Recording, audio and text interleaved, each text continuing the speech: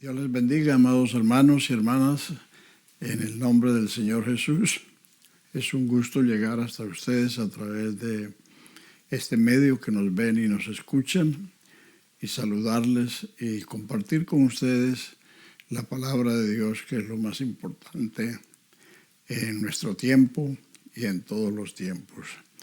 Hoy les voy a leer los primeros 4 versículos de la carta a los Hebreos, que dice textualmente: Dios, habiendo hablado muchas veces y de muchas maneras en otro tiempo a los padres por los profetas, en estos postreros días nos ha hablado por el Hijo, a quien constituyó heredero de todo y por quien asimismo hizo el universo, el cual, siendo el resplandor de su gloria y la imagen misma de su sustancia, y quien sustenta todas las cosas con la palabra de su poder, habiendo efectuado la purificación de nuestros pecados, por medio de sí mismo se ha sentado a la diestra de la majestad en las alturas, hecho tanto superior a los ángeles, cuanto heredó más excelente nombre que ellos. La carta a los Hebreos encabeza las cartas judeo-cristianas que fueron escritas a las comunidades hebreas que se convirtieron al cristianismo a partir del día de Pentecostés. Entonces, esta carta es la más importante, la más extensa, porque esta carta es una explicación comparativa entre lo que fue el antiguo pacto y lo que es el nuevo pacto. Estos 4 versículos nos dividen la revelación de Dios en 2 grandes partes: el Antiguo Testamento, que son 4,000 años, y el Nuevo Testamento, que son los primeros 100 años del cristianismo. El versículo 1 resume en tres renglones, resume 4,000 años de historia, 5 dispensaciones y 7 pactos. Y todo lo resume en un solo versículo, diciendo: Dios, habiendo hablado muchas veces y de muchas maneras en otro tiempo a los padres por los profetas, en estos postreros días nos ha hablado por el Hijo, a quien constituyó heredero de todo, por quien hizo el universo, quien es el resplandor de su gloria y la imagen misma de su sustancia, y quien sustenta todas las cosas por la palabra de su poder, y quien, habiendo hecho la purificación de nuestros pecados por medio de sí mismo, se ha sentado a la diestra de la majestad en las alturas, hecho superior a los ángeles, por cuanto heredó más excelente nombre que ellos. Así, a simple vista, se ve la importancia de la venida del Hijo de Dios al mundo, quien es la revelación de Dios manifestado en carne. Los 4,000 años de historia, las 5 dispensaciones y los 7 pactos se pueden resumir en un solo versículo. Pero para hablar del Hijo de Dios, el escritor necesitó 3 largos versículos y palabras muy dicientes para describir quién es el Hijo. El Hijo es el hacedor, el sustentador y el poseedor del universo, o sea, todo respecto al universo. En cuanto a su deidad, es el resplandor de su gloria y la imagen misma de su sustancia. Entonces, esta expresión ya también la había dicho el apóstol Pablo en 2 cartas anteriores, como la carta a los Corintios, 2 de Corintios 4, 3 hasta el 6, dice: si nuestro evangelio está encubierto, entre los que se pierden está encubierto, en los cuales el Dios de este siglo cegó el entendimiento de los incrédulos, para que no les resplandezca la lumbre del Evangelio de la gloria de Cristo, el cual es la imagen de Dios. Porque Dios, que mandó que de las tinieblas resplandeciese la luz, Él es el que resplandeció en nuestros corazones, iluminándonos en la faz de Jesucristo. O sea que allí también se habla de que Él es la imagen. Y en Colosenses 1, a partir del verso 12, dice: dando gracias al Padre que nos hizo aptos para participar de la herencia de los santos en luz, que nos libró de la potestad de las tinieblas y nos trasladó al reino de su amado Hijo, en quien tenemos redención por su sangre, el perdón de pecados, por las riquezas de su gracia. Él es, el Hijo es la imagen del Dios invisible, el primogénito de toda creación, porque en Él fueron creadas todas las cosas, visibles e invisibles, sean tronos, sean dominios, sean potestades. Todo fue creado por Él y por medio de Él y para Él. Y Él es antes de todas las cosas, y en Él todas las cosas subsisten. Y Él es el primogénito de entre los muertos, para que en todo Él tenga la preeminencia, porque así agradó al Padre que en Él habitase toda la plenitud de la deidad. Entonces, esto es de suma importancia para el cristiano, entender que el Hijo de Dios es la manifestación de Dios en carne, como dice Juan 1:18. A Dios nadie le vio jamás. El unigénito Hijo que está en el seno del Padre, Él lo ha revelado, Él lo ha dado a conocer. O sea que en estos postreros días nos ha hablado por el Hijo. Los postreros días comenzaron o empezaron con la venida del Hijo de Dios al mundo. Entonces, en el Antiguo Testamento Dios nos habló a través primero de la creación. La primera revelación de Dios al hombre fue su creación. Los cielos cuentan la gloria de Dios y la expansión denuncia la obra de sus manos. Salmo 19, verso 1. Romanos 5:20 dice: porque las cosas invisibles de Dios, como son su eterno poder y deidad, se hacen claramente visibles, de manera que son inexcusables. Entonces, todo lo creado muestran las huellas del Creador. Entonces, esa fue la primera revelación. Luego, cuando Dios tuvo contacto con los hombres, con Enoc, con Noé, con Abraham, entonces Dios trató con ellos. Y estos hombres le respondieron a Dios y a través de ellos Dios hizo promesas. Dios los apartó para que fueran su pueblo.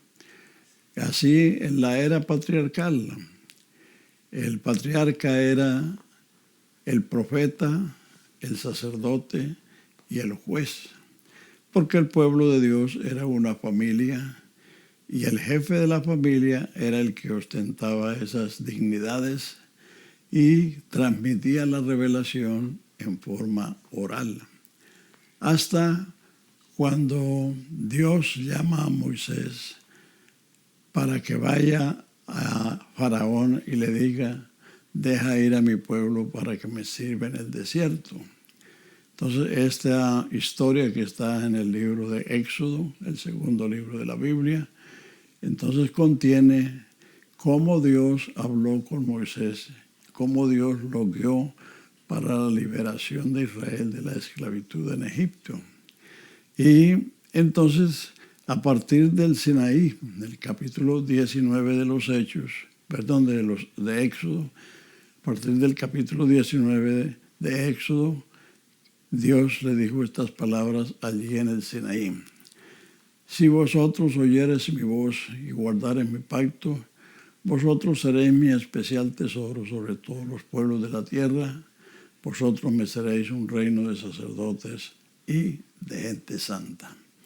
Ahí comienza el trato de Dios con Israel, y a lo largo de los restantes libros del Antiguo Testamento se registra el trato de Dios con esa nación, en la redención de Egipto, en la travesía del desierto, en la conquista de la tierra prometida, en la monarquía como una nación dirigida por Dios a través de los reyes.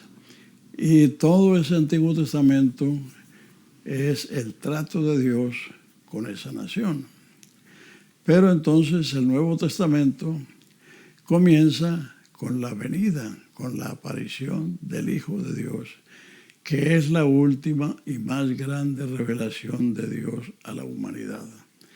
Entonces, por eso la primera comparación entre lo que fue el Antiguo Testamento y lo que es el Nuevo Testamento son estos 4 versículos del capítulo 1 de Hebreos, donde se demuestra que Jesucristo es superior a los patriarcas, superior a los profetas, superior a todo lo que fue antes. O sea que todo lo que sucedió antes fue preliminar y preparatorio, pero que el Nuevo Testamento es el cumplimiento y la perfección. Así que tenemos en estos primeros versos la primera comparación para mostrarnos la excelencia y superioridad del Hijo de Dios sobre todo lo que sucedió antes.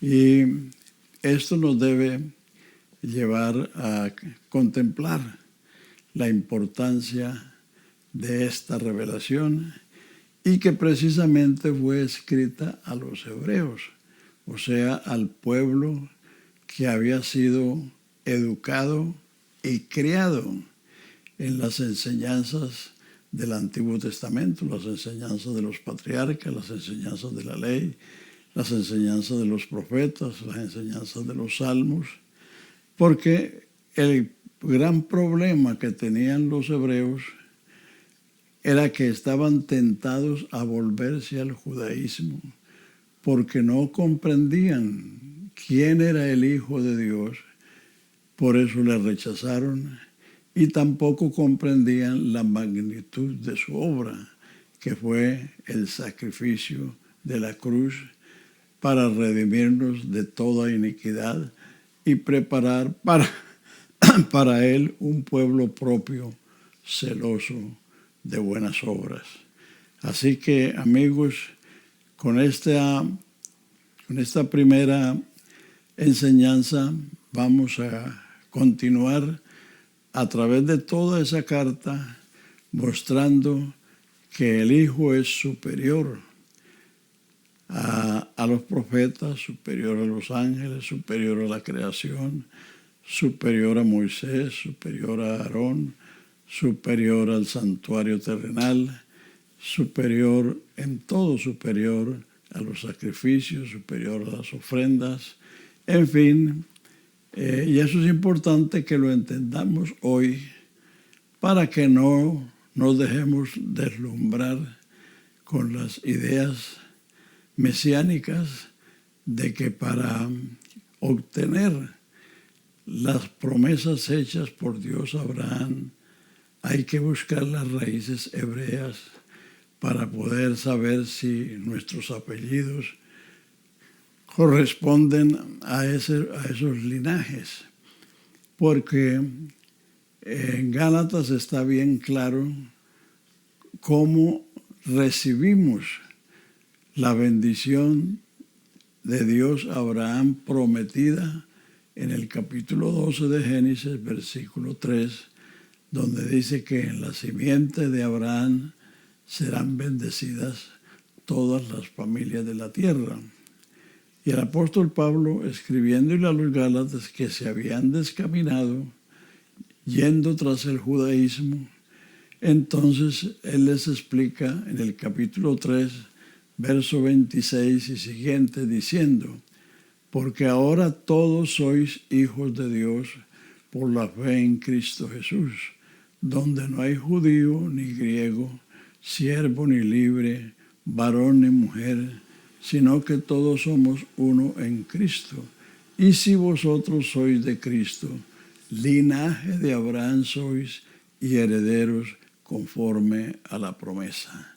O sea que esa bendición que Dios le prometió a Abraham, de que en la simiente de él serían benditas todas las familias de la tierra, se recibe por Cristo, no por el apellido, porque él es la simiente de la mujer, él es la simiente de Abraham, él es el Siló de Judá, él es el retoño de David, en él están cumplidas todas las promesas.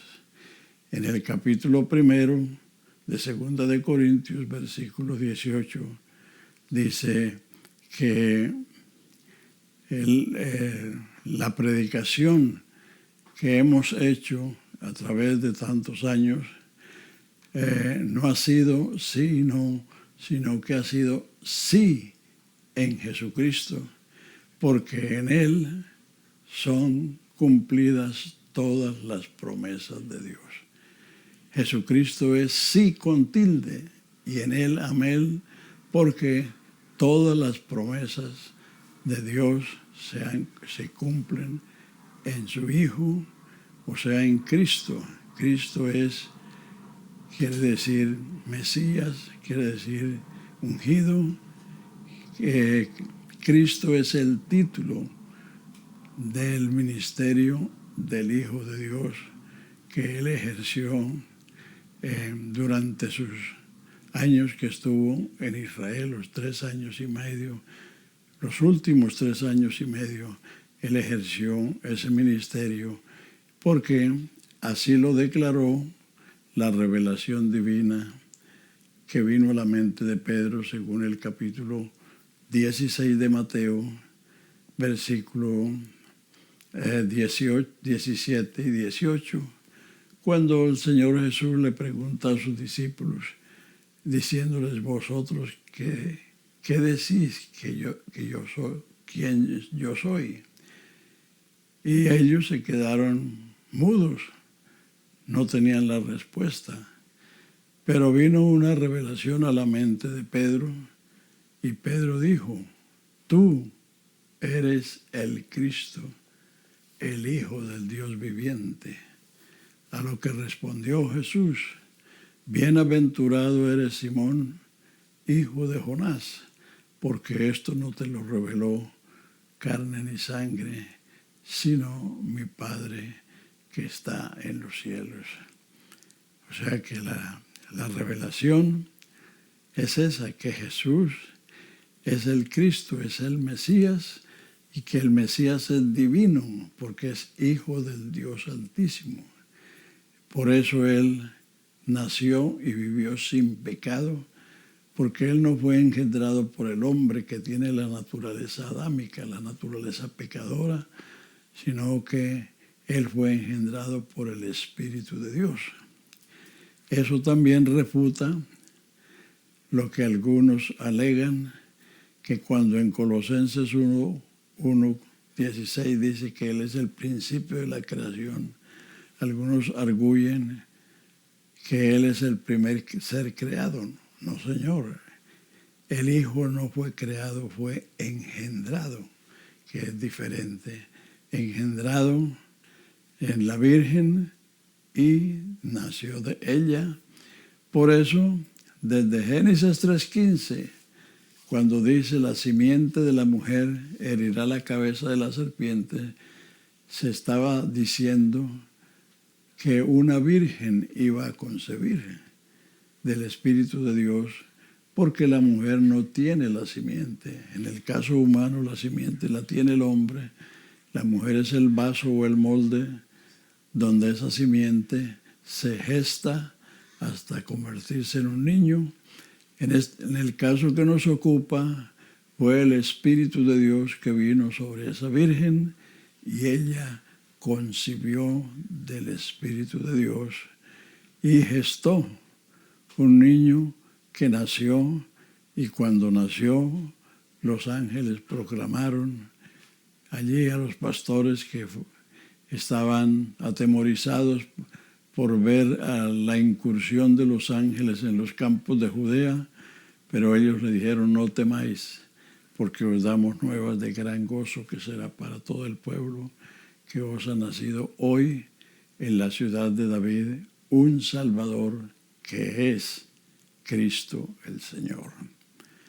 Así que el Hijo de Dios es la última y más grande revelación de Dios a la humanidad. Dios se reveló muchas veces y de muchas maneras en otras generaciones, en otras dispensaciones, pero la última y más grande es la venida del Hijo de Dios.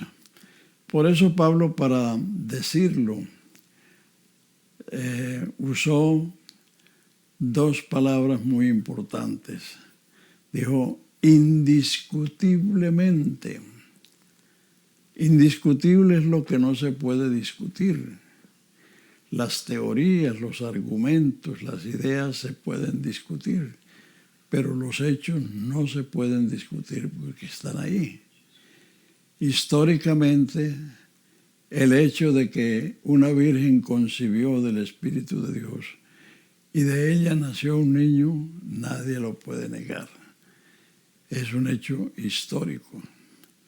Hasta los judíos que no creen que Él fue el Mesías, sí creen que Él nació y vivió allí en la tierra de Israel. Porque cuando los turistas van a Israel y el guía que les corresponde es judío, ellos lo llevan a Belén y le dicen: ve, aquí es donde nació el paisano. O lo llevan al lugar donde construyeron el templo del Santo Sepulcro. Aquí fue donde enterraron al paisano. O sea que ellos sí reconocen que Él nació, vivió allí.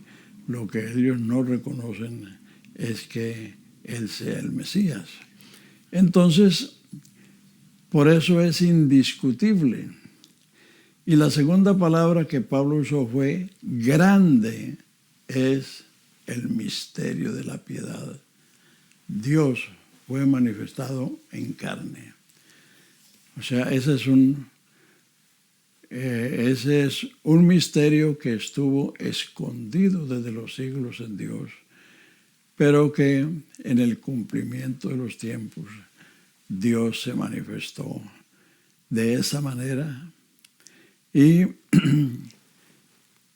eso es grande, porque como ese Dios omnipotente, omnipresente, omnisciente, todopoderoso, que extiende los cielos como una cortina para morar, que encierra las aguas en el hueco de su mano, que pesa los montes y los collados con una balanza, como un tendero pesa una libra de arroz, que ese Dios viniera al mundo en un niño y que como tal anduviera en su pueblo Israel y lo llevaran a la cruz para pagar la culpa de nuestros pecados y resucitar de los muertos para nunca más morir, para vivir eternamente y salvar a todos los que le invocan, porque para eso vivió, murió y resucitó